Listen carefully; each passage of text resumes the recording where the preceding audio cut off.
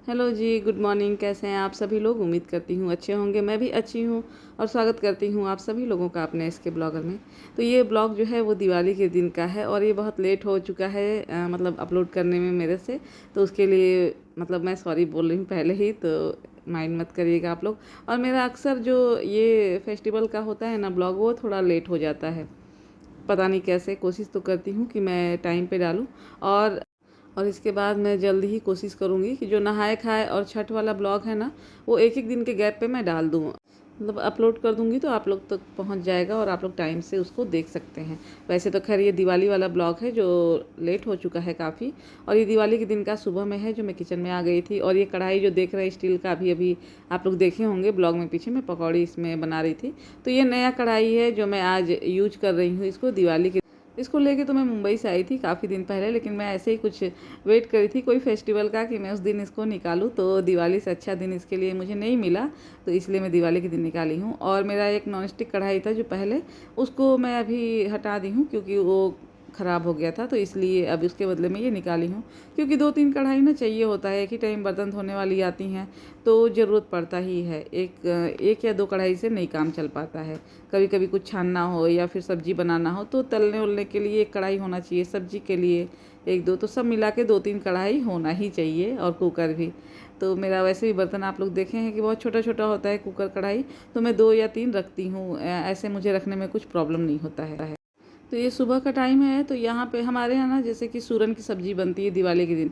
या तो आप शाम में बनाएं, सुबह में बनाएं, कभी भी हम बनाएं, लेकिन हमको बनाना ज़रूरी होता है। कितने लोगों के यहाँ ऐसा होता है ज़रूर बताइएगा कमेंट में मुझे। तो तो नियम मुझे लगता है सिर्फ पूजा पाठ का ही नहीं होता है, बहुत सारे ऐसे खाने पीने की चीज़ें भी होती हैं जो कोई मतलब त्यौहार के हिसाब से हमारे यहाँ वो हमारे घर में मतलब ये पक्का है, वो कई पीढ़ियों से बनती आती हैं। तो उसमें से एक है ये सूरन की सब्ज़ी, जो न जाने कब से बनता होगा, मुझे भी नहीं मालूम है। लेकिन ये मैं मेरे मायके में भी बनता है और यहाँ ससुराल में भी बनता है। तो ये नियम पक्का है ससुराल और मायके का कि दिवाली के दिन सूरन की सब्ज़ी बनेगी, या तो सुबह या तो शाम में। और बाकी भी खाना आपको जो भी बनाना है बनाए। तो रात में तो मैं नहीं बनाऊंगी, सुबह में बना दी हूँ, शाम को तो फिर और भी कुछ बनेगा। मतलब काबुली चना मैं भिंगाई हूँ और उसके छोले वगैरह बनाऊंगी शाम को। और ये देखिए सूरन का सब्ज़ी जो है ये मसाला भुन गया है। आलू है, मतलब एक ही आलू डालती हूँ और थोड़ा सा सूरन। और ज़्यादा ना कोई खाता नहीं है, मतलब ज़्यादातर तो मैं और मेरे हस्बैंड ही लेंगे थोड़ा थोड़ा, क्योंकि ये सूरन की सब्ज़ी किसी को पसंद नहीं है। तो बच्चे, मतलब किसी को क्या, बच्चे खाते नहीं है तो बस हम ही और हस्बैंड बचे, तो थोड़ा थोड़ा ही हम लोग भी खाते हैं। और इसीलिए मैं भिंडी का भुजिया बनाई हूँ, क्योंकि और ऑप्शन कुछ है नहीं। और ये सूरन जो है ना गला काटता है, तो इसमें जो आमचूर पाउडर है या खट्टा कुछ भी आपको डालना एकदम ज़रूरी है, नहीं तो फिर ये खाया नहीं जा सकता है, गले में बहुत लगता है ये। और ये देखिए भिंडी का भुजिया है, और यही वो कढ़ाई है जिसका मैं इतना बात कर रही थी आप लोगों। और इसमें ना बिल्कुल भी सब्जी या कुछ भी चिपक नहीं रहा था, तो ये मुझे बहुत अच्छा लगा, नॉन स्टिक की तरह ही है। तो और ये देखिए चाय बनने के लिए रख दी हूँ यहाँ पे। और चाय है तो मैं, मेरे हस्बैंड और जो बर्तन धोने आती हैं वो भी लेंगी। और ये मैं खाना बना। और मैं पीछे ब्लॉग में बोली थी ना कि मैं सिर्फ ब्रेड सेकूंगी और आलू का पकौड़ी होगा, तो जी नहीं। ब्रेड तो सेकूंगी, लेकिन उसमें जो आलू का वो स्टफिंग होता है ना, वो भर के उसके बाद सेकूंगी। वो पहले मैं बना के रखी थी तो पड़ा हुआ था, तो वही मतलब ब्रेड में। और उसमें खीरा प्याज टमाटर भी आप डाल सकते हैं अपने कुछ भी यूज करने के ऊपर है। जो वेज सब्जियां होती है, जैसे कि अब खीरा टमाटर प्याज ही डाल सकते हैं, बीट वगैरह डाल सकते हैं, तो वो डाल के। और फिर मैं देखिए ये देखिए सैंडविच बना ली थी और चाय था, और उसके बाद वो पकौड़ी भी था। तो ऐसा था हमारा नाश्ता जो सुबह का था दिवाली के दिन का। और कुछ खास नहीं था, और ख़ास क्या, इससे पेट भर जाता है। हमें बस थोड़ा सा कुछ चाहिए होता है चाय के साथ खाने के लिए, क्योंकि इसके बाद तो पूरा खाना जो है रेडी ही हो गया था। और ये सैंडविच का ना जैसे पूरा डिटेल में रेसिपी, जो आलू का इसमें स्टफिंग भरी हूँ वो, या फिर सैंडविच कैसे इसको बनाती हूँ, कैसे सेकती हूँ, पूरा डिटेल में बहुत सारे ब्लॉग में मैं बता चुकी हूँ। क्योंकि अक्सर मैं ये सैंडविच बनाती हूँ, तो इसलिए रिकॉर्ड भी बहुत बार की होंगी, और मेरे मतलब पिछले कई ब्लॉग में आप लोग इसको देख सकते हैं। तो इसलिए मैं पूरा बता के आप लोग और बोर नहीं करूँगी, सिर्फ मैं एक झलक दिखा दी हूँ कि हमारा नाश्ता कैसा था जी दिवाली के दिन का।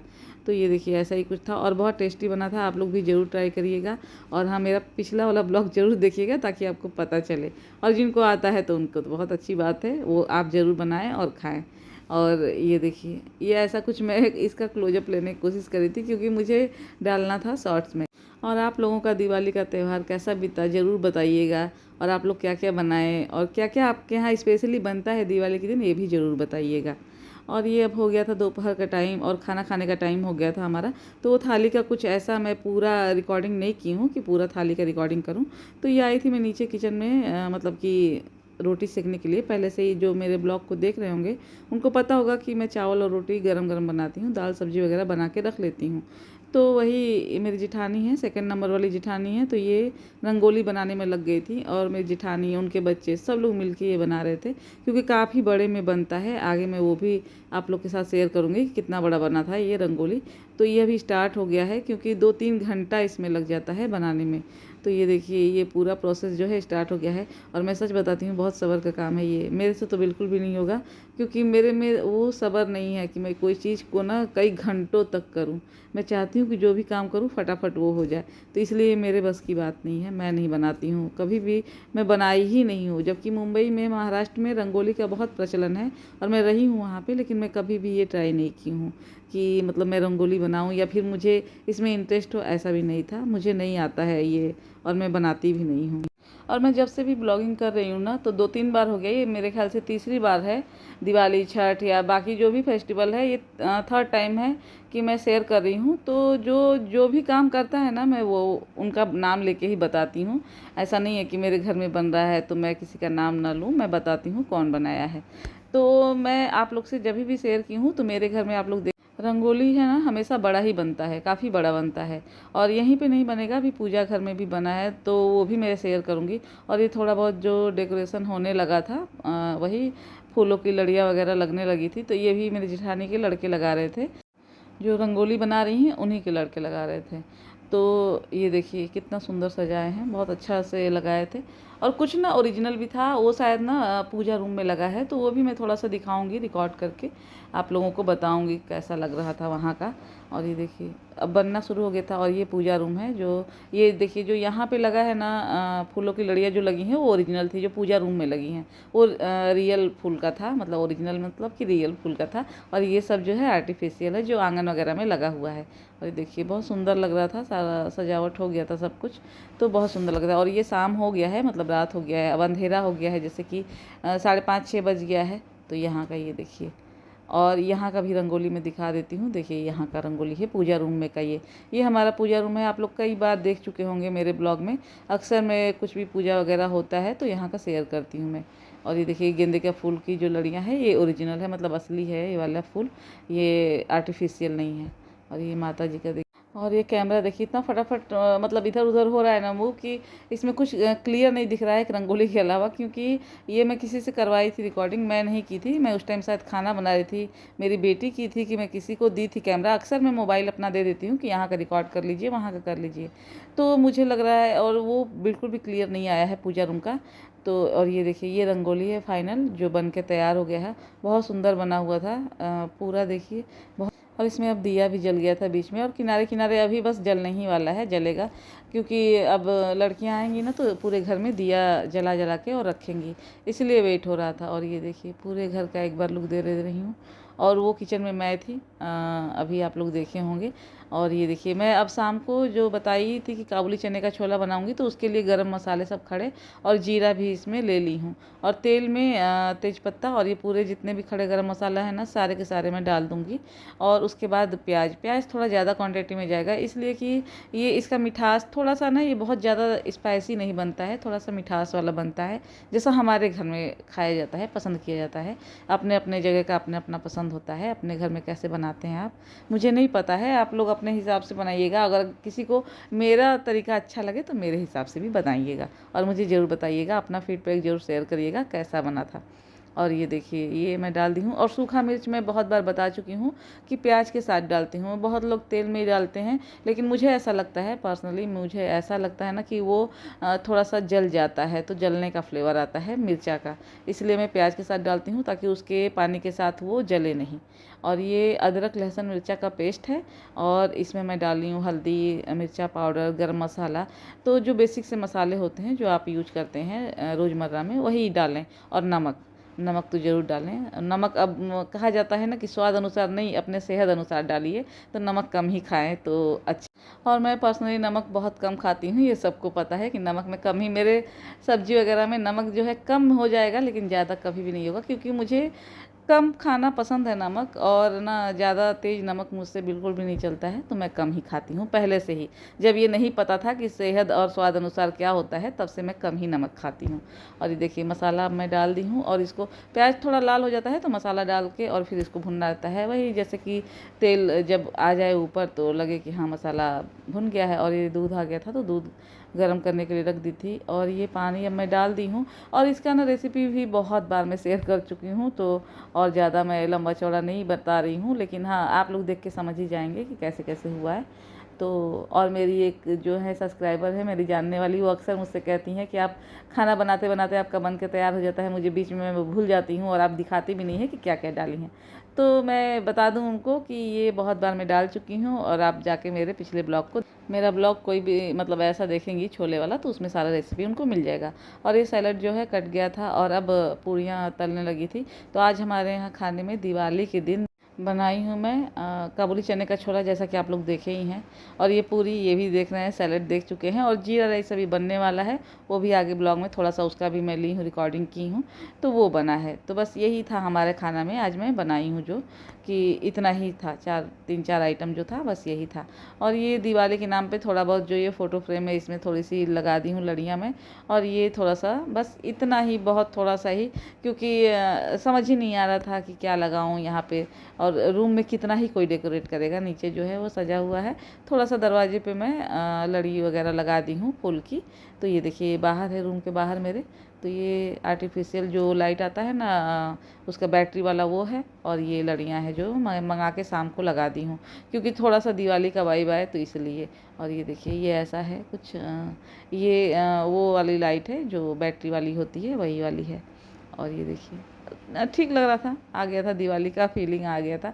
और ये किचन में जो मतलब जगह जगह रखते हैं ना शाम को दिया, तो किचन में रखा हुआ था, तो उसी का मैं ली थी, रिकॉर्डिंग की थी थोड़ा सा शॉर्ट्स में डालने के लिए।